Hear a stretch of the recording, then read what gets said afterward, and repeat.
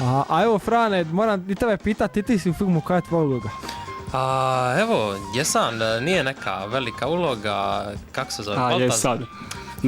Malo je Frane skroman, on je isto pošao Frane, inače pleše. Frane, a.k.a. Frane.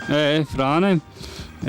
Inače pleše i normalno, pošto ovaj film, jedan od ciljeva je bio da se prikažu na neki način svi plesači koji su prisutni u Kili Tekili i okolo Kile Tekile, tako da je i on isto sudjelovao. Ima je ulogu koja nije do duše velika, ali je bila dosta bitna za sam razvoj filma.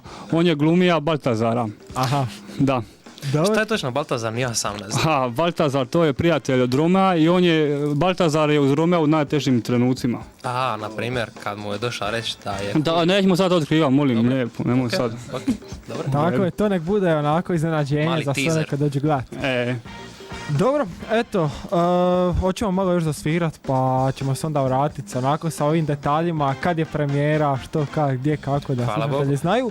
A onda, eto, ako vam se sve ovo sviđa, spremite svoje prstiće, podijelit ćemo nekoliko karata za premijeru. Da, tako još opet spomeni, 380808, 380809, bilo kad nek zove, komentira, pita nešto o Kilu Tekilu ili bilo koga nas vamo. Tako je. Eto, idemo na glazbu. Evo nas nazad nakon malo dužeg odmora. Tako je, treba i nama. Dobra muzika. Tako je, a evo kad smo već kod glazbe, spomenuli smo da je ovo već musical i sigurno bitna odrednica svakog musicala je glazba. Pa sad, eto, ja bih pitao Flexa u biti nešto o glazbi za film, eto, kakva glazba zapravo prati film, o čemu se radi? Pa, s obzirom na žanr filma ima svega, tako da glazba isto nije sad određeni tip glazbe koji se provlači kroz većinu, nego više ovisi o sceni, kako scena ima ugođaj, tako smo napravili glazbu. Sad što se tiče samog rada na glazbi, možemo podijeliti u neka dva segmenta, to je band Kila Tekila, znači to je baš band sastavljen od ljudi od nas, tu su Toni, Kova, Dora, imamo čak i neke goste, počasne članove. Uglavnom to su bubnjevi, gitare, basevi i tako, a drugi dio je, s obzirom da je musical, breakdance musical, znači treba raditi break muziku, to sam više radio ja, tako da su tu neke stvari moje inače, od ne znam šta ih ovih godina radim i par stvari koje baš su napravljene za film. Znači to je ono na čemu smo radili zadnjih pa skoro pola godine. Evo opet imamo nekog na liniji. Dobar dan. Dobar dan. Ovdje je Gogi Luđak. Pa di si Gogi, kuća stara? Evo ja imam par pitanja ovako čisto iz osobnog interesa. Šta je sa seksualnim scenama u filmu? Mislim, to je teško ovako prikazati priko radija, ali takvih scena, to su sve scene sa ukusom, umjetničko prikazivanje ljubavnih odnosa, Romea i Julija kako treba da bude, znači nije baš ono što vjerojatno ti očekuješ. Evo će možda na premijeri se dijeliti možda kakvih DVD-ovi sa izbačenim scenama? Pa izbačene scene morat ćemo pitat šefa. Rekao je da hoće. A evo jedno pitanje za šefa, jer možda on planira snimati koji nastavke koje će imati takve scene. Naprimjer kao što su Hamlet ili Trni 12 patuljak. To je zanimljivo pitanje, jesi čuo pitanje kolega? Znači, hoće li biti kakvih nastavaka? Slušam. Hoće li biti, kaži.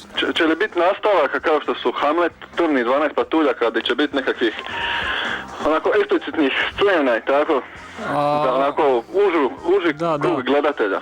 Planiramo nešto za japansko tržište, japanska verzija Romea i Julija, tako da će malo ćemo Romeu pokositi oči i normalno malo sočnije scene stavljati. A će li to špica isto sinkronizirati ili? Vidit ćemo, pošto ne znamo baš japanski, ne znam kako će nam to ići, ali potrudit ćemo se. Dobro, ako budu scene eksplicitne, onda tu zapravo treba samo stenjanje, nikakav jezik. Prvi hrvatski musical, japanski sinhroniziran na hrvatski. Vidit ćemo, možemo jedno napraviti neku verziju, bez nekakvih verbalnih oblika komunikacije. To bi bilo lijepo, toga fali u svijetu. Čisto ono gestikulacije i tako, to malo ko izmjena pogleda je, eventualno. Može, to mi se sviđa. Je. Okej, ništa brate, čujemo se. Pomalo. Eto, hvala vam, doviđenja. A evo imamo mi još nekog na liniji. Nema, utekaj. Pa eto, ako gospodin ili gospođa koja je zvala može opet nazvat, vjerojatno je ova druga linija ga je poremetila, tako slobodno eto zovite na 380808 ili 380809. Evo imamo nekoga na liniji, halo, dobar dan. Halo, dobar dan. Dobar dan, izvolite. Ja bih htio postaviti pitanje jedno. Kažite. Gdje je Julio?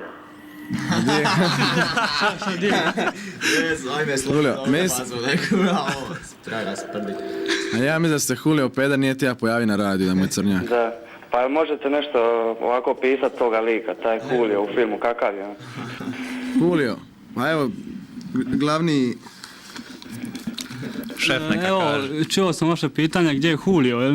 Da. Da ga upišemo kakav. Ne znam, Julio je valjda još, mislim, glumac je još valjda pod utiskom snimanja i još se nije pojavio u javnosti, još je malo pošto bilo jako teško. Molim? Srami se. Moglo bi se tako reći, a emocionalno shrvam u svakom slučaju. Super. A dobro je imat ćete priliku ga pogledati i vjerovat ćete, možete u njemu vidjeti sebe, možda. Lipo. Je, isto. Aj. Hvala puno. Ništa, pomalo. Je. Aj. Eto, hvala, doviđenja. Ćao. Toni se javlja. Ne, samo bi ti ja reći radi gledatelja koji vjerojatno sad imaju upitnik nad glavom, slušatelja, da. Šta je ovo je bija Julio naš i zove malo da nas zafrkava. Dobro. Sad zanima me evo još kada i gdje će se prikazivati Romeo i Julio, kad je premijera? Sad smo trenutačno u fazi postprodukcije i premijera će biti uskoro, bit će, ćemo reći, možda 2 premijere. Predpremijera mala lagana za ekipu će biti u kino klubu Split, ali bit će još jedna veća. Sad baš radimo trenutačno stranicu koja ide Romeo i Julio Sinda HJ .tk kao tequila kila. I tu će biti sve potrebne informacije i ko želi doći na film. I također normalno na Fejsu ima grupa Fan Club, tako da dosta pisat R i J, Kila Tequila i naće sve što ga zanima.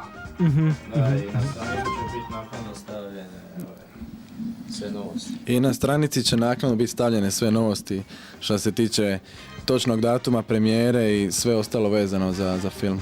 Aha. A evo, hoćemo li podijeliti nešto karata za premijeru? Eto, doduše, kako ste čuli, ne znamo još kada će premijera biti, ali svi vas koje to zanima i koji želite osvojiti karte za premijeru, uzet ćemo vaše brojeve mobitela pa će se momci iz Kile Tequile vam javiti s točnim informacijama i sve karte ćete sigurno dobiti. Dobro, mislim da možemo reći da će premijera okvirno biti kroz 10. mjesec, tako da Eto tako. To je za nekih mjesec dana, možda i manje, jer slika za film je već gotova, muzika gotova skoro većinom, samo se treba snimit, a s obzirom da je film sinkroniziran na hrvatski, mora se još snimit do kraja svi glasovi, tako da ima tu posla. Eto, kaži. Ma mislim, nije snimit film samo uzeti kameru i snimit, to su svaki zvuk, svaki pokret, sve ima svoje i to se na kraju sve slaže, tako da najlakši dio posla je napravljen, to je snimanje i slike i muzike i glumci i to, a sad to sve uklopiti u jednu cjelinu, ima tu posla, tako da se tu radi od početka godine i završit ćemo, nadam se, vrlo brzo.